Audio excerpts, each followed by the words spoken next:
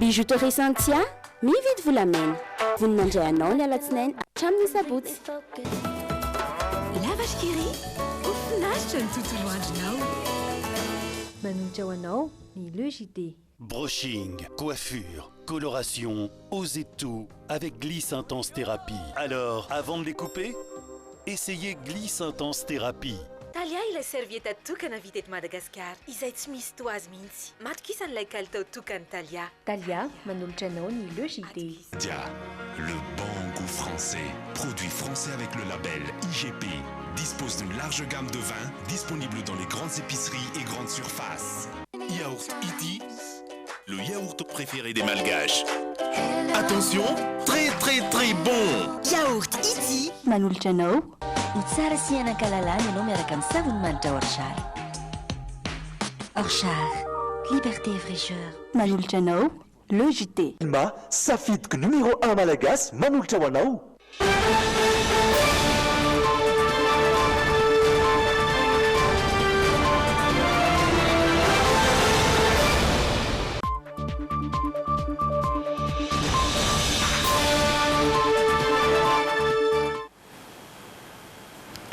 Sanam-panajana isika miaraka ny Le JT amin'ity takarivan'ny alakamisy 9 janoary 2024 manolotra ny arahaba tompoko kilasy sy tompoko vavy ireto ary ny lohateny. Trano dibo-drano misy ihany koa ny toeram-ponenana tandindondozana noho ny fatahorana ianjeran'ny Vatobe sombony amin'ny fiantraikan'ny ora mikiza omaly teto Andrenivohitra. Manapa-kevitra ny ampiaton'ny fampianarana ao anatin'ny 27 ora indray ny mpampianatra tsy nahafapo azy ireo ny fanazavana nomeny ny minisitry ny fanabeazam-pirenena. Tsy afapo tamin'ny didy savaranando ny tribonaly misana ny ady amin'ny fanjakana ny kandida ho ben'ny tanàna n'Antananarivo renivohitra Rina Randriamasinoro.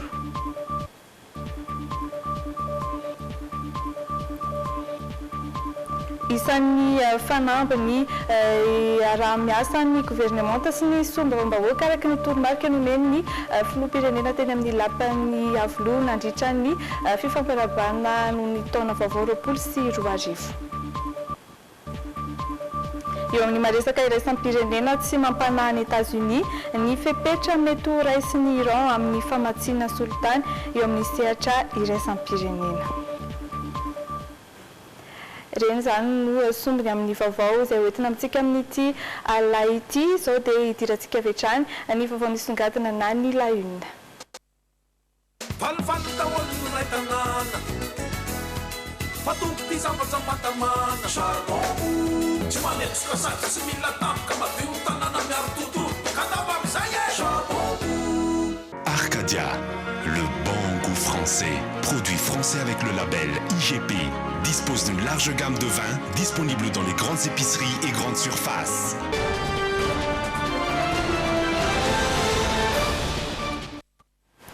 Maro ny toerana teto Andrenivohitra nitondra faisana noho ny ora mikija omaly ankoatra ny trano dibo-drano dia nisy ihany koa ny toeram-ponenana tandindondoza noho ny fatahorana ianjeran'ny Vatobe isan'ireo ankonana ampolony eny Manjakamiadana izay voaterina findratoerana Vonjomaika isan'ny miasa mafy kosa ny sampana mpamonjy vona rehefa sendra ny tranga toy ireny ihany ka nampitomboana antsasany mihoatra amin'ny andavanandro ny sampana mpiandrarà rahantsika ny fanajajina mikasika izay eo amin'ny rindran-tsary ny kasambola manana.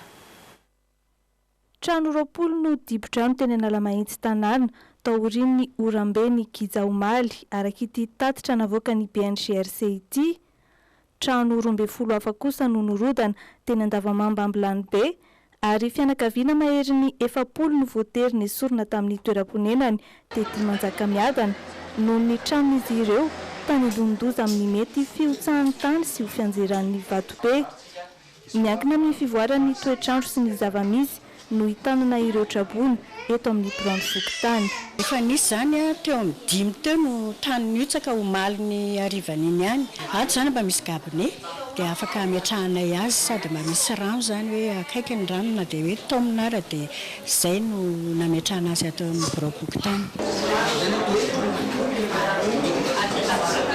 mipetrapetra raisina isoroana ny fiparitany ny valanaretina kosa rehefa ohatr' izao ny fanaraha-maso ny fahasalamany ireo trabony ka ny CSP2 Andohalo no mandray an-tanana azy ireo amin'izany. Mariana fa maimaim-poana ny fanafody ary antoan'ny fanjakana ny fitsaboana raha mandritra ny mahatraboana azy no marary ilay olona. Misy foana le zavatra efa iomanana zany ohatra ny aretin'ny taova-pisefona, ny aretin'ny maso, le zavatra mora mifindra reny zany ny fanaviana, ny areti-kibo indrindrindrindra. Eto Tsaralalàna amin'ity fafanity no andraisan'ny sampana mpamonjy voina ny antotam-baovao avy amin'ireo olona miantso azy ireo. Voarakitra ny soratra eto avokoa ireo tranga nahazon'izy ireo fitarainana: trano may, court-circuit, trano mirodana, rano miakatra, hazo menjera na ihany koa ny arambona noho ny filatsahan'ny varatra. Rehefa tena andro ohatra nomaly zany izy dia ampitomboana antsasany hoe zany ny mpiandraraha. Fa rehefa tena hoe grave be zany izy cyclone be reny dia consigne mihitsy ny camp dia ny rehetra mihitsy ny anombojanona eto amin'ny toby amin'izay fotoan'izay. Efa manana rindrin-damina matipaika ny mpamonjy voina andraisana an-tanana izy aloza amin'ny tranga ka ataon'izy ireo laharam-pahamehana ny famonjena ain'olona izay vao ny fanavotana fotodrafitrasy. Orana tandrifindrahona narahakotrika kosa no ny tranga omaly teto Afotany sy tany Sava ary tany amin'ny faritra izay manakaiky ny morontsiraka avaratra andrefan'ny nosy raha ny fanampanazavana avy amin'ny sampana mpamantatra ny toetrandro. Iverina omaina kosa nefa ny eto Analamanga manomboka rampiso ny ilany atsinanana sisa no ahitana erika ary anorana tandrifindrahona ny any Sorobe sy Akazobe iny. Mitatitra amintsika ny fampitam-baovao momba izay toetrandro izay ity fanadihadiana eo amin'ny rindra sary ny kasambola manana hatrany ity. Betsaka kokoa ny rotsakorana omaly satria nahatratra 7 milimetatra raha toy eo anelanelany 10 hatramin'ny 10 milimetatra zany rehefa ilay orana manify reny. Raha ny fanazavany teknisiany ny sampana mpamantatra ny toetrandro. Orana tandrifindrahona narahakotroka no nitranga omaly iny efa anaty fahavaratra raha teo isika ary manampitosika izany ny hafanana izay nahatonga ny maripana ho 20 degré Celsius. Ny nahazo tsakorana betsaka hoan'ny maly zany dia ny fatra Sava sy ny fatra manakaiky ny morontsiraka avaratra andrefana ohatrany hoe ny fatra Diana, Sofia, Boeny dia loatra mankory. Anahoana kosa ary ny toetrandro ao anatin'ny 3 andro ho avy mitoetra tsikelikely ny tsiodrivotra atsimo-atsinanana izay mitondra atsika noho izany somaritina ny maripana raha hoan'ny faritra Analamanga manokana ary iverina omaina indray aloha ny andro manomboka rampitso. Ilany atsinanana sisa no mety ahitana izay erika izay dia misy orana tandrifindrahona kely any amin'iny avaratra Analamanga zany hoe Anjozorobe sy Akazobe. Zany no ahitana izay orana tandrifindrahona fa ny ankoatr'izay zany dia verina maina. Nanamarika hatrany ny sampana mpamantatra ny toetrandro fa hatramin'ny volana Aprily ny fotoam-pahavaratra. Tahak'izay ihany koa ny fotoana ahina mety isian'ny rivo-doza saingy tsy azo everina ny isian'ny andro ratsy aloha ao anatin'ny 3 andro ho avy. Eo amin'ny lafin'ny fampianarana dia nanao fanambarana androany minisitry ny fanabeazam-pirenena sy ny fampianarana ara-teknika ary ny fanofanana arak'asa Volaingo Marie Thérèse valikafatra sy fanazavana ho an'ireo mpampianatra manana olana amin'ilay panier garni. Etsy andaniny dia mbola nanapa-kevitra ny ampiato ny fampianarana hatramin'ny alatsinainy ho avy izao ireo mpampianatra avy amina sekolim-panjakana maro eto Andrenivohitra. Mitatitra ny vaovao amintsika Andry Lalian'Andriamasy sy misy Fanapahan-kevitra tamin'ny fofeny fitiavana ho fampitsonjovana sy fampizarana no niraisinay tamin'ny fizaranan'ny vola ho panier garni. Anjara ministera fanabeazam-pirenena sy fampianarana ara-teknika ary fanofanana arasa ho ny fanazava ministra Volaingo Marie Thérèse androany. Famezana tokana ireo mpiasa birao enivy ministera ihany ny panier garni mitetina 2,7 tapitrisa sy 2 miliara ariary. Fa noho izany izy ireo tsy nizaraina amin'ireo mpiara-miasa rehetra enivy ministera. Ny aina avy amin'ny toromarika no men'ny filoham-pirenena ny mpiasa birao eto anivon'ny ministera ihany mpiasam-panjakana no tokony hisitraka ny fanomezana solomboty-akoho dia nisy ambiny ny vola izay nahatonga izay nieritreritra ny zara tamin'ny mpiara-miasa mpiasa birao manerana ny nosy dia ny ambiny no zaraintsika mianakavy teto anivon'ny ministera. Zay zany ny fomba ny toe-tsaina nentina mizarana ny vola teto anivon'ny ministera.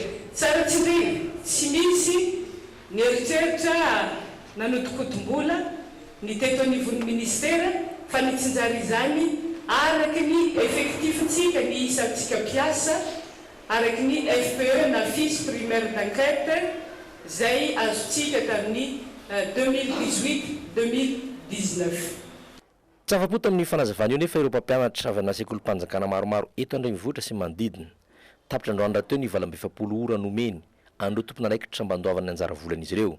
Noho ny fatsapahan'ny mpampianatra sy mpandrarà fa mbola tsy mipetraka ny fametrahana ny asina sy ny toerana misy ny mpampianatra sy ny mpanabe dia araky ny efa nolazaina fa anao fivoriam-be na assemblée générale anio maraina dia nitaterana zany fivoriam-be zany ka ny fanapa-kevitra tamin'izany dia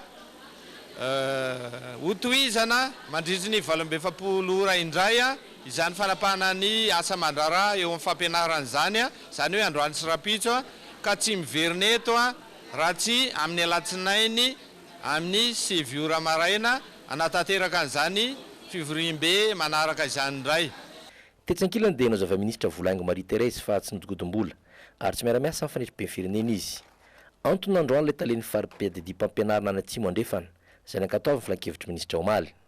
Namafisy ny ministra ny fanabeazam-pirenena raha teo fa efa ao ministera ny IGE ka andrasany sy takiny ny amoahana ny valiny izay hitan'izy ireo. Io antony nanosika ny farimbo-tsindikalin'ny mpampianatra hiandry ny valiny IGE. Tamin'ny latsinainy rehefa niaona tamin'ny ramatoa ministra dia nampisongadina ny zavatra tsy mety rehetra eto anivo ministera ny fanabeazam-pirenena zany ny zavatra iny no nanapotra ny tsy mety rehetra raha fitinina dia zao ny taletsekoly rehetra ny chef sisko ny draine amin'ny ankapobeny raha le vaovao azo teo sy ny azo hatramin'izao manerina Madagasikara dia sady tsy amin'ny toerany daholo resaka politika resaka kitrano an-trano sy ny isan-karazany ny zavatra mahagaga zao dia teto Antananarivo vao omaly sa Fakomaly no nalefa ny japy ny sisko nanery mpampianatra hoe somiavy ty taratasy tsy sorabola dia mikasika an'io le 5 arivo sy enin'alina io ihany nefa 7 arivo 3 arivo nen'ny sasany ny fampirorona sy ny fampitahorina isan-karazana moa dia manginy fotsiny. Nambarainy koa andao ny ministra ny fanabeazam-pirenena fa azo tamin'ny karama avokoa ireo mpiasa ny fanabeazana manerana ny nosy araka ny sokajiny avy, ireo tena mitazona tsaoka sy mpiasa contractuel ary ireo mpiasa brao mampandeha ny fampianarana toy ny taletsekoly, proviseur, surveillant ary censeur. Irotsaka amin'ny vatan-karamana izany nanomboka amin'ity volana janoary ity. Ho fenona ihany koa ny Rahetsy Ariary nampanantena ny Prime Ministre tamin'ny taon-dasa ho andro mpiasa ny fanabeazam-pirenena. Ny lafin'ny fiainam-pirenena indrindra no mikasika ny fifidianana ben'ny tanàna sy mpanolontsaina ny maresaka iraisam-pirenena ny trangam-piarahamonina ihany koa isan'ny hoentina amintsika ireo rehefa avy eo fa zao aloha anaraka dokam-barotra vetivety.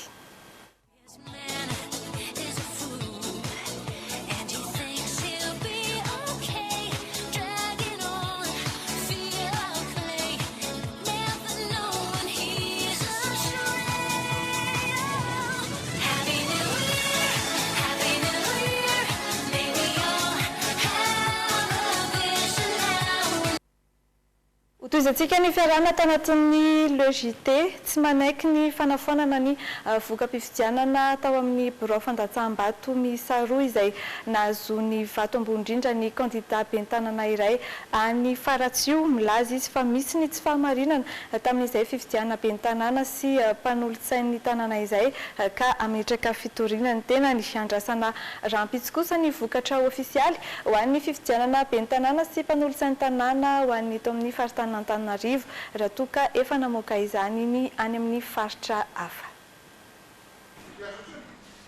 Ankoatra ireo kandida hafa dia nitaraina vokatry ny tsy fahamarinana ny voalaza ho nahazo azy ity kandida ben'ny tanàna tany Faratsio ity.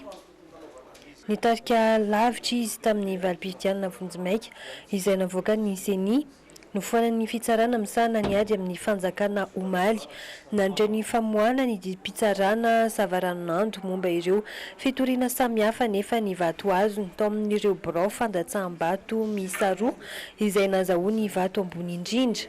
Aza atao tsinitsinina ny vahoaka fa raha ohatra fifidianana atao terena masaka ohatran'izao natao tsy mahasoa ny firenena zao fa ny zavatra damy vahoaka dia olona mba hitondra tena hoe safidiny no mipetraka eo fa tsy olona tereko masaka ohatran'izao.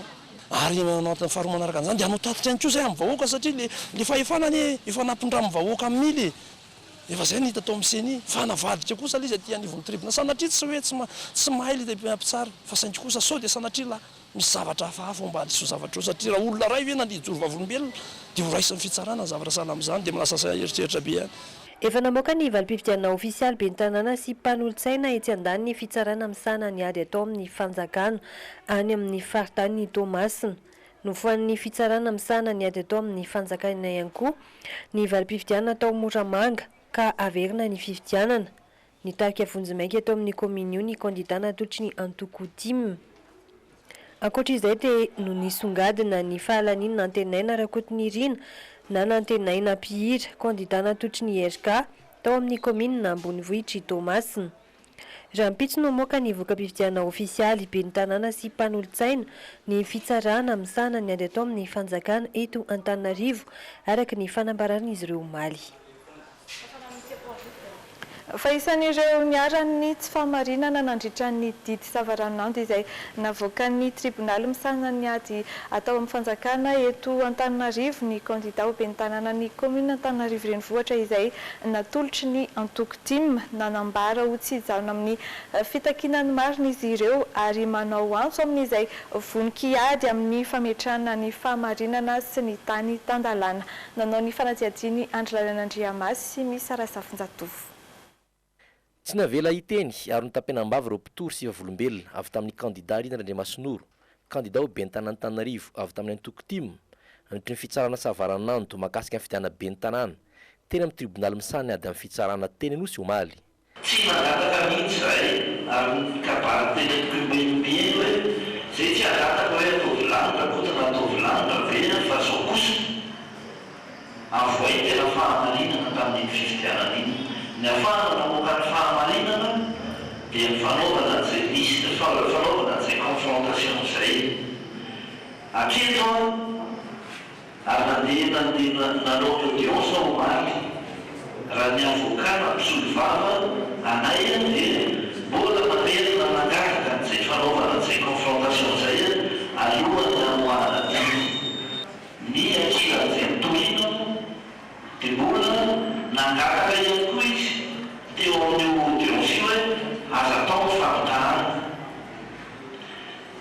ho atsika azy miaino dia misy antony zany maninona zay mangataka hoe ataovy ny fampitahana ary maninona izy mangataka hoe aza atao ny fampitahana maninona nandresy hoe aleo tsy atao ny fampitahana fa avoaka fotsiny didy hoe aza tsy azo atao zay fampitahana zay tsy azo raisina ny fitoriana tsy afaka atao ny fampitahana. Manoloana izany dia miantso izay rehetra mitady amin'ny fahamarinana sy vonin-kiady hampanjaka ny fahamarinana sy tandalana eto Madagasikara izy ireo miaraka amin'ireo mpikambany rodobe mpanotra i Madagasikara sy ireo mpiara-dia aminy.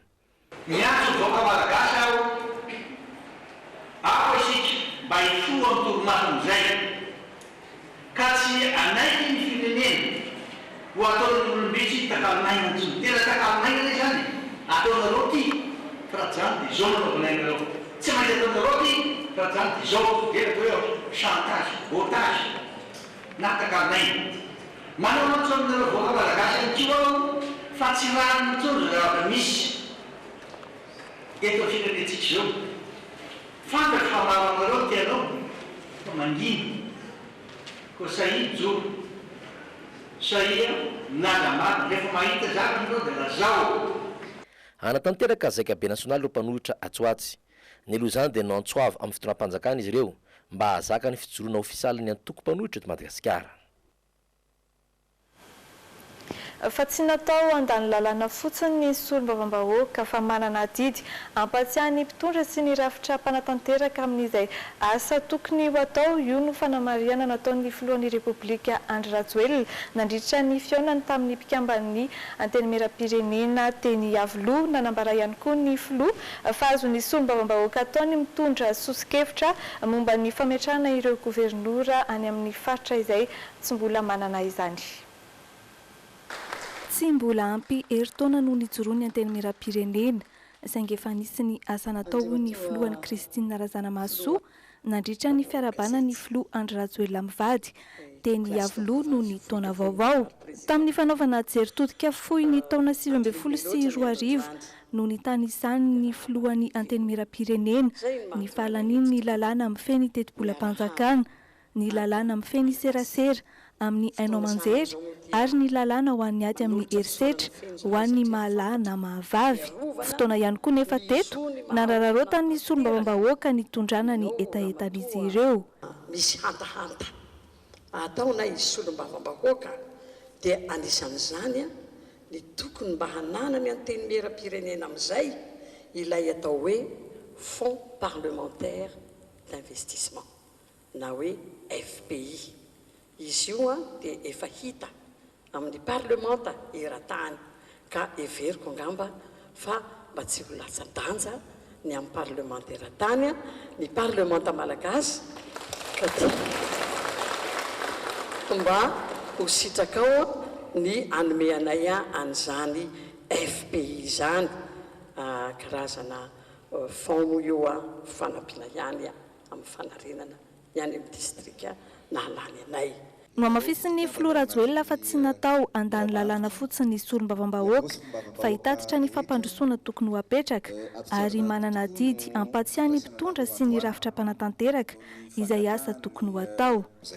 Ny zavatra tsy mety hatramin'izay dia saritsariny fotsiny ny ao amin'ny antenimieram-pirenena. Ny antony dia iny raha toka anao budget zany isika mila fatara ny solombavam-bahoaka hoe ohatrinona ny budget anaovana ny lalana, inona ny lalana ao ataony aminay. Voalaza zao fa tsy maintsy asiana université isaky ny faritra dia anakefatra zao ny vita fa nareo solombavam-bahoaka dia afaka mifampiresaka mihitsy amin'ny ministre rovinany anay no atao dia ao anatin'ny budget tokony ho voaravitra ao tokony ho fantatra reo hoe amin'ity taon'ity reto ny université atao aloha dia amin'ny taona ho avy izy andray mba ahafantarantsika ahafahanareo miresaka amin'ny vahoaka ny zavatra tokony ho atao sy ho arindra sy ho arafitra. Ovaina ny fomba fiasa hoy ny filohan'ny repoblika mba hipetraka amin'ny toerana misy azy ny solombavam-bahoaka sy ny gouvernemanta hirosoana tsy ho ela ihany koa ny fametrahana gouvernoura amin'ireo faritra tsy mbola manana izany ary afaka mitondra ny sosikeviny ny solombavam-bahoaka. Zoanareo ary afaka ataonareo solombavam-bahoaka ihany koa ny mametraka raha misy olona fantatrareo fa gestionnaire, visionnaire, indrindra miadere amin'ny IEM any amin'izay faritra mbola tsy nanendrana gouverneur zay dia afaka aterinareo ao amin'ny assistante koa ny CV an'izay gouverneur fantatrareo fa mety avita ampandrosoaingana ny faritra izay misy any aminareo tsirairay avy. Nampanantena ny filoha Rajoelina fa fanamby arahana ny hoe tsy misy distrika adimy ho tara na tsisy foto-drafitrasa tokony omeny ihany koa ny tsy hanavaka na anilika fa vonina hanome tanana amin'ny fampandrosoana izay fampandrosoana izay raha teo no namafisin'ny filoha malagasy hoenty manamarika ny faha-80 taona niverena ny fahaleovantenan'i Madagasikara amin'ity 2024 ity.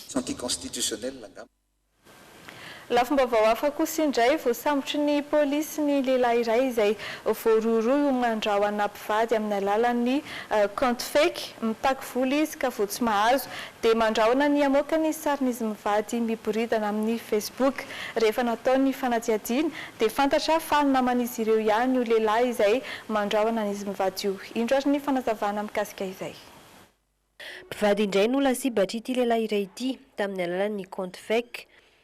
Andefasan'ny afatra miafina na impeny iray amin'ireo mpivady araka ny fanazavana ka takiany vola mitetina 10 ariary. Milaza ny anaparitaka ny sarin'izy mivady miboridana ao amin'ny Facebook io lehilahy io raha tsy manome izay angatahany. Efa nanome vola hatrany izy mivady teo aloha araka ny fanazavana voaray noho ny fandrahoana nataon'io lehilahy io azy ireo. Tamin'ity indray mitoraka ity anefa nanatona polisy izy mivady, nanokatra ny famitorana ny polisy ary rehefa natao ny fanadiadiana dia hita sy fantatra ilay olona tao ambadika ilay kaonty izay fantatra fa naminy ireto mpivady ireto ihany. Nosamborina avy hatrany ity lehilahy ity ka rehefa natao ny famitorana dia milaza fa mila vola maika no antony nanaovana izany. Tsy voaela akory ny polisy no nahatratra lehilahy iray hafa nanao compte fake, nanaparitaka sarina vehivavy manambady iray miboridana rehefa tsy nety niaraka taminy izy io, sary izay naparitany tamin'ny vadin'ilay vehivavy sy ny ravozany. Eo amin'ny maresaka avy any ivelany dia tsy nisy namono ainy ny miaramila Amerikanina hoy ny filoha Donald Trump raha nandray fitenenana izy taorian'ny fanafian'ny Iran ny tovi miaramila Amerikanina tany Irak. Hita taratra amin'ny resaky Donald Trump ihany koa fa tsy mampanahy ny États-Unis ny fepetra mety ho raisin'ny Iran eo amin'ny famatsiana solitany eo amin'ny sehatra iraisam-pirenena. Sandray vao nanao lahateny masom-bahoaka ny filoha Donald Trump hatramin'ny nanafian'ny Iran ny tompy miaramila Amerikanina. Fotoana izao izy ho an'ny Royaume-Uni, Allemagne, Frantsa, Russia ary Chine anapahana ny fifanarahana amin'ny Iran raha ny resaka momba ny famokarana fitaovam-piadiana nokleary. Tsy nisy namono ainy ny miaramilantsika fa velonaina sy afitra soamantsara avokoa ary kely fotsiny ny fahasimbana amin'ny fitaovan'ny tompy miaramilantsika. Matanjaka ny tafika Amerikanina ary efa miohana amin'ny rehetra. Asehony Donald Trump amin'ny resany ihany koa teto fa tsy mampanahy ny États-Unis ny fepetra mety ho raisin'ny Iran amin'ny famatsiana solitany eo amin'ny sehatra iraisam-pirenena. Sika no firenena voalohany mamokatra solitany eran'izao tontolo izao. Mahaleo teny sika ary tsy miantehatra amin'ny solitany avy any Moyen-Orient. Na ny oneviny kosa ny mpitarika ara-pinoana islamika any Iran ka milaza fa tsy mbola ampy amaizana ny États-Unis ny fanafiana ny tompy miaramila Amerikanina noho ny famonoana ny Général Qassem Soleimani. Dia ho tsahifitsika vetivety ireo vaovao izay isany nisongadina nentina tamintsika tato anatin'ny actu androany hariva, isan'izay ny akon'ny ora mikiza omaly teto Andrenivohitra, trano dibo-drano, teo ihany koa ny toeram-ponenana izay Tandindondoza. Manapa-kevitra ny hampiato ny fampianarana ao anatin'ny 720 ora ny mpampianatra tsy nafapo azy ireo ny fanazavana nomen'ny ministry ny fanabeazam-pirenena. Eo amin'ny lafin'ny politika dia tsy afapo tamin'ny didy savaranando ny tribonaly misana ny ady amin'ny fanjakana ny kandidata ho ben'ny tanàn'Antananarivo renivohitra Rina Randriamasinoro. Tsy natao andany lalàna fotsiny ny sombavam-bahoaka fa manana didy ampatsiahy ny mpitondra sy ny rafitra mpanatanteraka momba ny asa tokony ho atao hoy ny filohan'ny Repoblika Andry Rajoelina. Atsitsika amintsika kosa ary nahoana ny endriky ny tapany faharoan'ny LEJT isan'ny zanam-pandarana fanarakitsika rehefa alakamisy toy izao ny Oaiza izay ho an'ny androany dia hiopana kokoa amin'ny fanomanana ilay seho tsy manam-paharoa iarahana amin'ny Blaken mety Madagasikara amin'ny alahady ho avy izao. Raha misy hoe orana kosa izay no fanontaniana napetraka tamin'ireo sendra ny mpanao gazetiny LEJT. Ary ao anatin'ny insolita no ahitantsika hoe ohatrany ahoana izany mamboly salady ao anaty trano izany. Nandray aloha naraka dokam-barotra dia iverineto hiaraka ijery ireny zanam-pandarana ireny.